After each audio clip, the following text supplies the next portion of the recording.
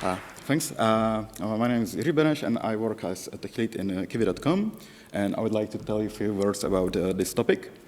Well, the problem is that over years, the systems are getting more and more complex. We develop more complicated systems. We have higher requirements for the systems to have more complicated features, more of features. And especially in past years, we are trying to usually break up big monolithic applications into smaller chunks. So the apps have a lot of more dependencies and are getting more complex in general. And the problem is that usually anything can break down. Any of your dependencies, like a network can go down, any data center and whatever. Anybody can do some human mistake and the system just can crash down. For example, in past 2 months, you might have noticed that one credit card scheme had big outage in Europe, and a lot of people couldn't pay with credit cards. And 2 weeks later, it happened to a different credit card company. And a few weeks after that, there was a huge storm in Germany that caused outage of one of big data centers. And this company has really big budgets, and they are doing the best to stay available, but anything can happen, and they can just break down. So goal of this talk is to present few techniques that can help preventing of failing your app in case of the dependency will fail. We will see some examples in Python, and the other goal is to have actually visibility over your app to know what exactly is happening inside, not just to deploy some app somewhere and not to know what is happening there. For example, in my previous company, we have been using one data center. They were more expensive, but they promised 100% reliability. And so we paid something extra to have something reliable. But what happened once, suddenly all of our apps running there just went down. So we called them and asking when they're gonna fix it. They were asking, fix what? We explained the servers. They asked which ones. We told them all of them. They didn't believe us. So we advised, go to your web, not even this is running, and they realized that they have a problem. And what happened, they found out that some maintainer, some plumber, actually broke a pipe in the building, and the whole data center was flooded. So they were repairing the infrastructure over 6 days, loading the backups, and they didn't even know that something actually happened. They claimed to have 100% reliability, that they have backups, but the backups were in the same building. So basically, you can't trust anybody, and you should know what is happening with your infrastructure. So we'll go through some techniques that you can apply in Python to make your app more stable. We'll go through some monitoring and alerting, and later some tips what you can aim on when you are deploying the infrastructure, testing, etc. So when you start actually developing the app, you should think of what are you actually using in your app.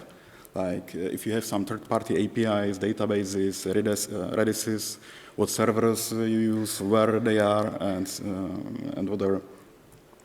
And you should realize the importance of your resources, like this database. Is it okay if it goes down for 1 minute? What happens if it goes down for 1 hour? Do they have any SLAs? Can you trust them? Do you have backups in more different locations? How do you use these resources? How often? When you're starting building, for example, some Django app, it has only one database, but over time, over years, there will be more and more people working on that, and suddenly you will have dozens of dependencies, a lot of databases, third-party APIs, and it can easily turn into a mess. I don't think that they originally designed it like this, but somehow it can naturally happen that you are like with big spaghetti infrastructure. In one of the previous companies, again, there was like some time period where DevOps usually once a week found on server, and nobody knew what is like what is running there and what is that we even had it. So when you know that what are you actually using, next thing is like to think about how you use it. Let's say we have some service and we have some dependency, which can be some REST API. Now we see like healthy communication. We have a request on time, we send a request, receive a response immediately, and everything is smooth. But the problems becomes when the dependency is starting timeouting. You have like some delay when you get the response, and your requests are starting piling up and being handled in parallel. Yeah. So what are the consequences? Like your users of your service will have like a slower response. Another thing is that your app will start like eating resources. For example, if you have some Python app which is not like fully async, you may have depleted your application workers, and that will be like busy waiting and looking at other resources, and it may end up that new requests that your app will started receiving, you will just throw them away because you won't have anything to handle them. So what can you do? Check out like any communication with other systems and decide like how long is worth to waiting for the response. Yeah. Let's say we have, for example, some eShop, and in the corner you have information about the weather in Edinburgh, which is like nice to know, but it's not worth for a user to wait 1 minute to load the eShop to see like this information. Let's say that the weather API like timeouting, so we'll just cut the request, for example, after 1 second or 3 seconds, and just don't show the user the information. Most of the like Python libraries usually have parameter timeout, which with what we can set the number of seconds you want to actually wait for the response, and otherwise cut the request. So when you apply it, the communication can look like this. Even though the dependency is starting piling up the request, you are returning the response on time, but you will lose the information, you don't know their response.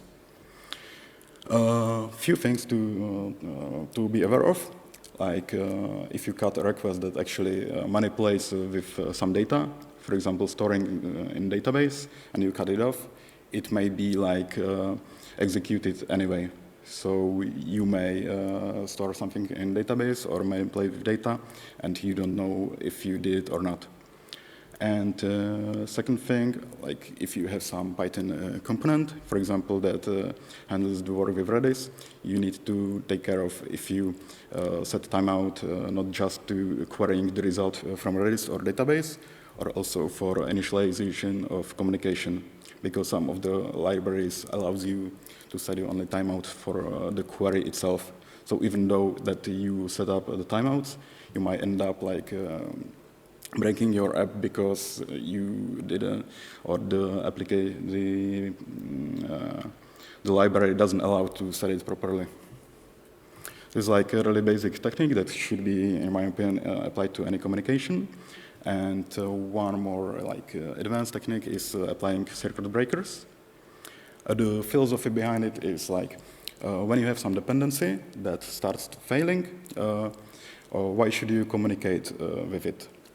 For example, you have this eShop with weather information. If several users will end up with error loading the weather, you will just stop displaying it at all, and users won't get the information at all. So if you know the dependency fails, you won't even wait for any timeouts or any seconds. You will just immediately return instant errors. So you won't pile any request or anything.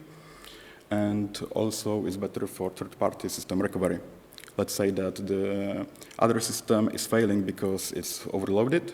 So if you actually stop calling it, you may give it a time to auto-recover. In Python, there are some libraries, usually implemented as a decorator. You will just set up decorator. You will specify how many errors in a row you will allow for this resource, and some interval, how long you will wait until you try to communicate with it again. You will apply decorator for a function.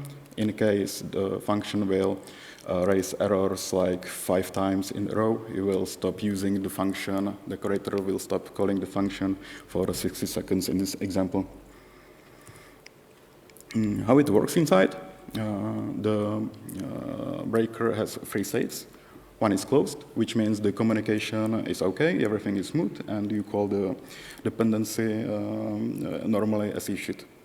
Second state is open, which means something is wrong and you stop calling the dependency at all.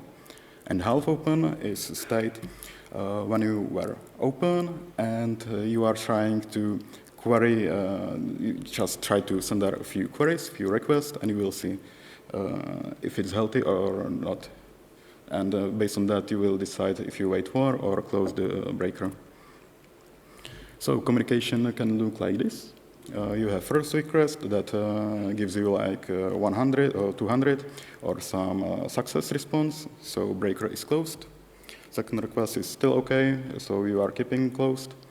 Third request, you will get some error or timeout or just some error response. But you will check that it's only first error, so you will keep the breaker closed. Then you will receive another request, another error, and you will see, it's already like end error, so I will open the breaker. Then there will be like this communication window that you will stop calling the dependency, and after that you will get to half open state and try to send there some request. If you are okay, you will close it and continue, or add some time window again. So the communication looks like this. Once you start receiving errors or timeouts, you will just stop communicating with it. So in general, like you will return instant errors and you won't deplete any resources, and you will give it time to recover for the system. And yeah, 2 Python implementations. Yeah. So far, we have been using breakers and timeouts just to kill some dependency that is malformed. But in case you have something really critical to perform, some action, for example, in eShop, if you are like handling the payment or something, in case like the other system, for example, payment gateway will start failing, you may really want the response, so you will duplicate the request again till you get the response. So from this perspective, handling your request will take longer because you are internally calling the service more times, but you will get your response. Again, implementations, it can be made as a decorator. You will just set up like how many times you want to repeat the request. It shouldn't be like infinite time or whatever. You can specify how long you will wait between the requests. Probably you can set up also some jitter or something applied to function. If functions throws an exception, function will be called again and again how you configure it. But there are also problems with it. First thing is if you actually calling some API like more times, you may end up like changing data more times. You can store like some object to database more times if it's actually internally executed. And also a bigger problem is when you are style piling repeaters, either in your application internally on several logical levels or through some other dependency, you may end up like smashing some resource. Yeah, here we have like one request to our service, but we will make free request to some dependency. Some dependency will make again free request to other dependency, and in general, from one request, you may end up with 9 requests. So this is really dangerous in case the final dependency will start failing because, for example, it's overloaded. And with this mechanism, you can like totally smash it. How to prevent it? For example, your API or the dependencies could return specific error codes, which can tell you, okay, I'm overloaded, don't repeat the request at all, it won't help, or okay, I have some different kind of error, you can repeat the request and we will see how it goes. You can also set up some budgets. Let's say that you will allow to some dependency repeat calls like 10 times in a minute. So if you repeat it 10 times in first 10 seconds, you will just stop repeating it and give it like more time to recover. Or you can set up some idempotency mechanism. For example, you will get to your request header information, which will tell the dependency that it's duplicated request, and the app can like handle it properly. It can help, for example, when you are manipulating with data, you will see that you are sending the same request that already, for example, have been handled somehow, so you will just return some error that is already resolved. Yeah, and quick thing also, if you don't have to do anything like synchronously, for example, again, eShop, you are receiving orders, you want to see some confirmation email or something, you can just put the request to some queue, schedule some task which will be handled async, and the system will go like faster, smoother, because it doesn't have to perform the action synchronously. Also, what is important, on the other hand, not to overcomplicate the system, like to apply several of these mechanisms on several layers. You may end up that some layer will swallow like part of the traceback, or some exception may not bubble up for some reason. So you may have like hidden errors or have partial informations, or you can receive some error more times if you don't handle it properly. Okay, and one more technique. In our company, we have developed some system of diagnostics or repairs, how we call it. And it's in case that you have some communication that you actually want to do synchronously, information you need, but in case it happens, it's like okay-ish to do it asynchronously after a few minutes. So we have some system that periodically checks this system for inconsistencies, and based on that, it will automatically fix them. For example, you are calling some dependency synchronously, it will start timeouting, so you can have some side job that will actually pull the system for the results of those actions and handle the information properly in the system. It also helped us a few times with some buggy releases. We have released some bug, but the system like discovered some inconsistencies, automatically fixed it. So we actually saw the errors, so we could handle it, and there was like no damage done because the system auto-healed. Yeah. So when we know what dependencies we have and how to handle them, it's also really important to monitor it. I was working once in a company, and we have developed some eShop. And once somebody contacted us that we are selling something really cheap.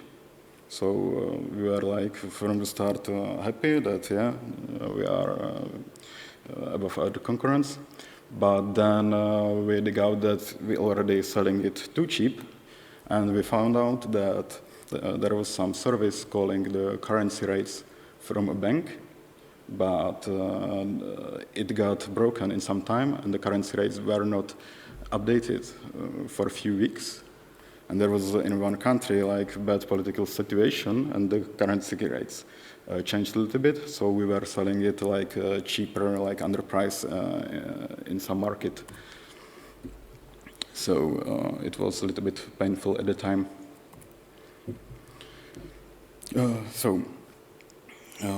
It's important to know what is actually happening in your system. Let's say you have a system that has like a dozen of dependencies, something crashes down, and you have to go to the system and see what is happening, what exactly went down. So you can monitor like all of these resources, measure responses times, the errors it returns, connection counts, truth post writes.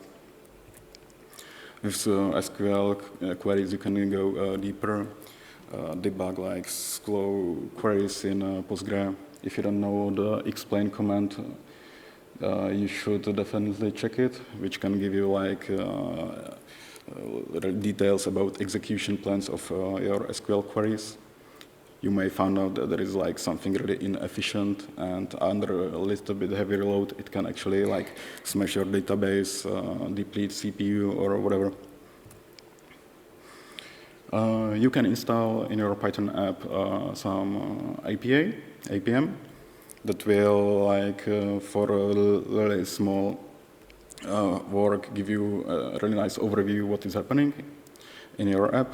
You have like dashboards or some alerting by default about accounts your API is doing over a database or Redis or whatever, and it can give you like great insight into your application, and you will usually be surprised what is happening inside and how can you like debug it. Next level of monitoring is define some ping endpoint. Also a really simple thing. You'll actually use some third-party service that will periodically check if your application is alive. So it's good that it's not like part of your infrastructure. This is something that could do the guys from the first story.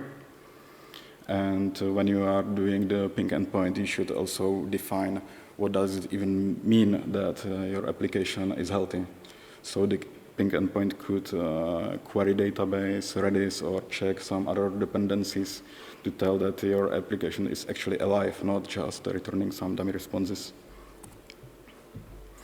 The next level of monitoring is let's say that your application is okay, but you can go a little bit further. For example, you may monitor the functionality, not just that your API call is healthy, but something that was supposed to be happened actually happened. For example, if you process order, you will send some statistics. Okay, we have somebody purchased a TV in Germany and send the statistics somewhere. It will not tell you the reason in case you are stop selling televisions, like what exactly happened, but you will have some impulse that will give you, that you will be given to check for some issues. Let's say your application is like 100% okay, but some firewall or something can like block the traffic, or you can see that some data center just went down and you were cut off the traffic or something. Oh yeah. What happened, for example, in our company? We are selling the flight tickets, and one evening we had this monitoring, and we've been alerted like we are selling maybe too much of the tickets. So we were investigating it for hours. We couldn't find anything, and we were selling more and more, and we couldn't see the reason. But what actually happened? One bank in, I think it was in Indonesia, they were charging, actually the bank was charging customer only 1% of the price. So we had information, correct information about pricing, but somewhere the bank had some buggy release and actually starting charging customer less. So everyone started buying this product, and we couldn't find the reason in time. But if we didn't have this monitoring, the damage could be much bigger, because the banks eventually charged the customer, and we handled the refund process. Yeah. Also, when you have a set of these metrics, we currently in company have hundreds of such metrics. So we have a team of analytics that are actually building some apps on top of it for detecting some anomalies, which can give you some impulse or insight that something is actually getting wrong. And if anything from this helps, there is usually something that will report you the error. So when you have every dependency checked, when you send information about it, if you have monitoring set up, the next step is actually set up proper alerting. It's nice to know that somewhere you have information that Redis is timeouting, but you should be alerted to actually be able to take an action. So if you have any monitors, you can set up proper alerting. You can set up responsible people for the alerts. For each of those, check the appropriate channel for the alert. If it's something really important, set up pager or some phone call. Also, escalation policies in case somebody is not able to respond to this alert. Also, the really basic stuff. You probably all of you know rollbar or Sentry or some error reporting tool. Will just basically wrap your Python application and report the errors to some system, and based on that, you can be alerted again. Yeah. So when you have monitoring and proper alerting, next step is to check out if you have proper logging. Let's say you are alerted, but you should be all the time be able to get details what is actually happening in your app. If you are handling communication with the resources above that we already went through, you should think, okay, what happens if communication with this API fails? Will I have some information to get the details instantly or not? So everything should be logged properly in case it makes sense. In one of the companies, we've been building, for example, CRM, and one of the colleagues was working on the core, and there was a really core database table, and he was using primary key as count of the entries +1. So he didn't use some sequence or auto increment, and it was working well till somebody removed the user from the database and cascade deleted a bunch of records, and there was a huge mess in a database. So the first thing when we noticed what we want to do was to restore a backup of database. We couldn't do that because our server provider had some outage and they didn't store our backups for a week or two. So we spent several days of parsing syslogs and reconstructing the database from it, which was really hell thing to do. We didn't have that good logging to do it a better way, but at least we had something, because otherwise we would be really screwed up. Yeah, so proper logging will make your debugging much easier. You may consider storing important info in database to get better statistics over it, get more into detail, or also consider adding request ID to your logs so you can bulk together logs from more different layers of the logging.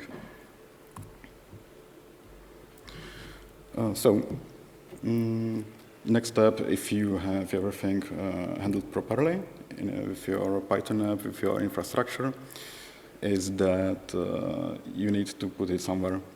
So it's usually about the price or laziness and the features provided. You can go with your own servers. You can use some hosting or cloud services, and recently becoming more popular, some serverless solutions. For example, on AWS Lambda, you can deploy like a hello world app just writing these 2 lines and defining API endpoint in some GUI, and everything is handled for you, auto-scaling and servers and basically everything you need. Just 2 lines of code, which is like pretty convenient for some smaller services. Okay, also consider auto-scaling. What happens that the load of your application grows a little bit, like your CPU or something is getting depleted. Usually in cloud services you can set up auto-scaling policy to boot up more servers or containers. Also consider like if one of the servers goes down, what will happen. You can auto-restore them, boot up some other servers, for example, in different data center.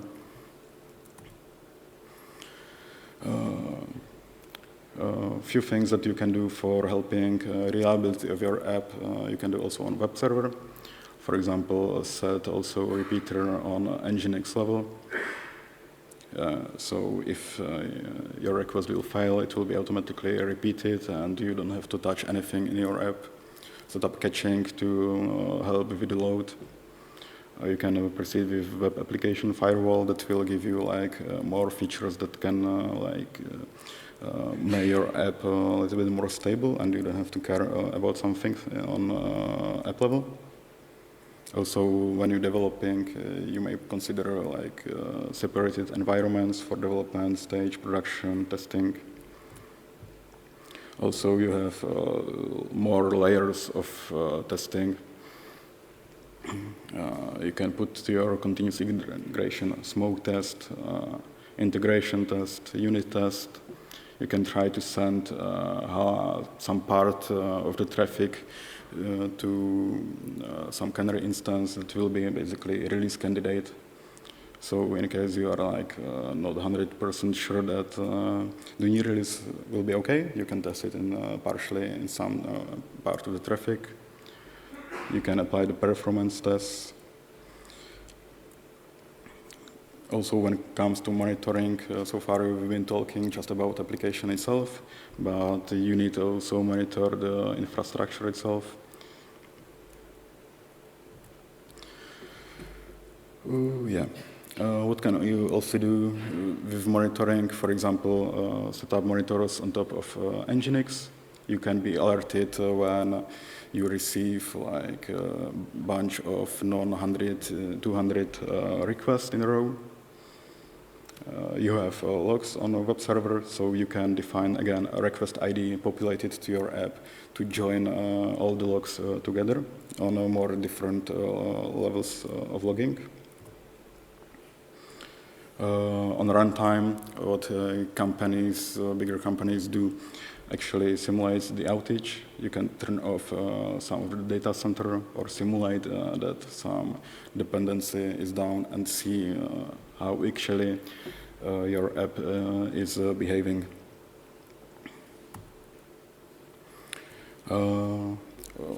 If you do anything for preventing and your app will actually have some outage, it's usually the good practice to write post-mortem after everything is resolved to actually get some log about what actually happened.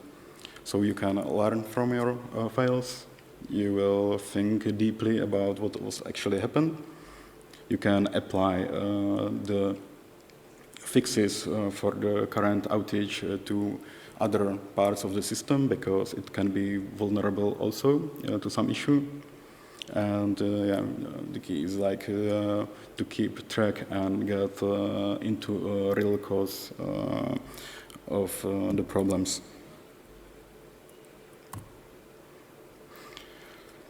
So we went through some techniques, how to prevent failing that can be applied on different levels of your application.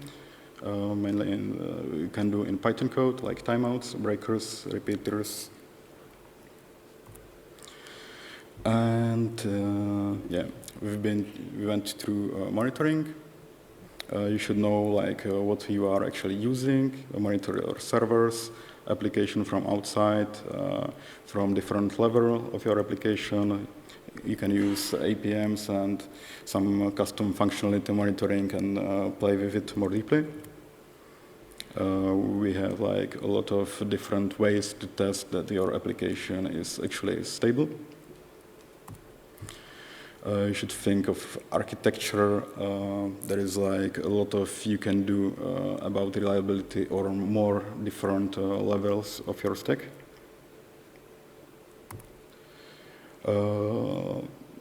Also, which is really important, the proper logging.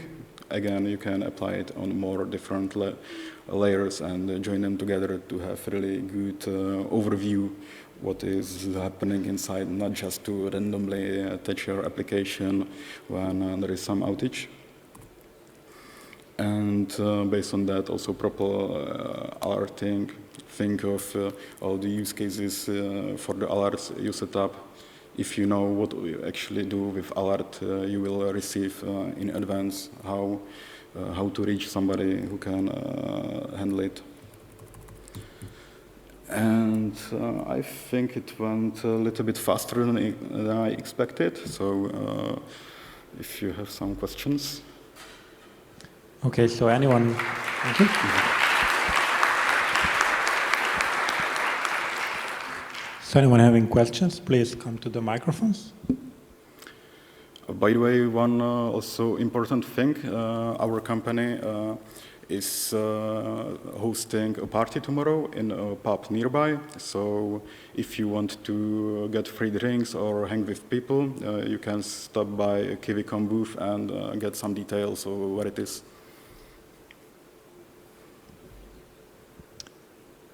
Thank you. Just a second.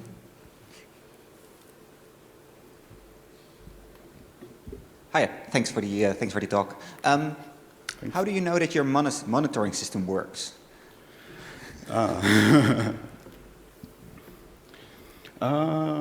You monitor it, I suppose. No? Yeah.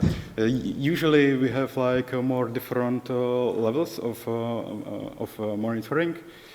So when we are thinking about the pinging of your application, and I think that all of them would have to go down at the same time, which is like the probability is really slow because it's usually for example, some our self-hosted services or more different third parties with different data centers or whatsoever. Yeah. Yeah, it's often also about the consequences of not working of your app. Yeah, so it's like in more different levels.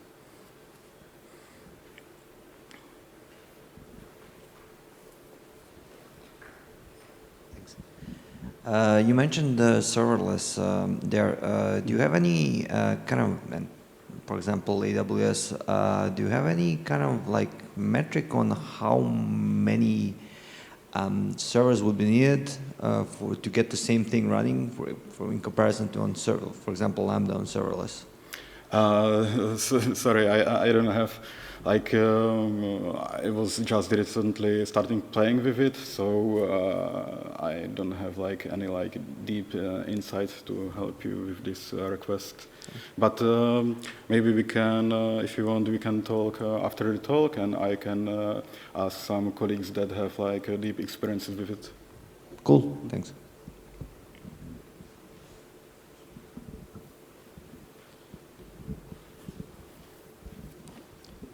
Well, before doing Python, I have worked 28 years in a bank, in IT. Mhm. When you have a real incident, I see there the communication channels. When you have a real incident, you really want to have a human in charge. So I would suggest that as long as you have not talked with a human, you're not sure that the alert has been taken into account, especially when you're in escalation.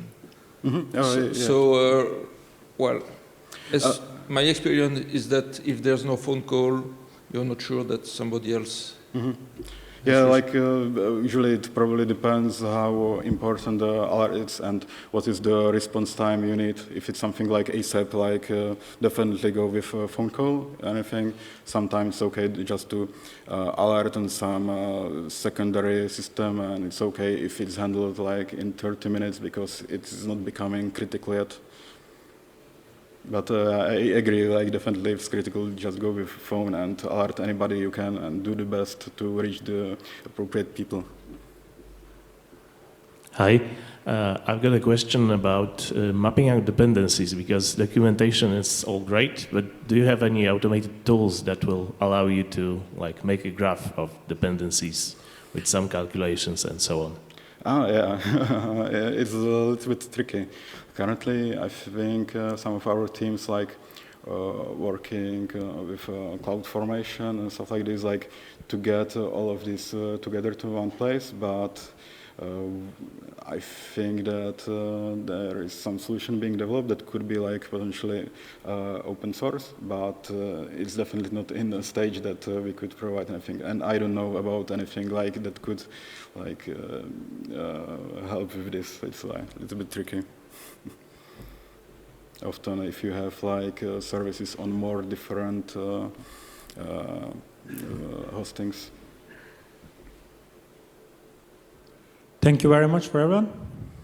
Okay, thanks.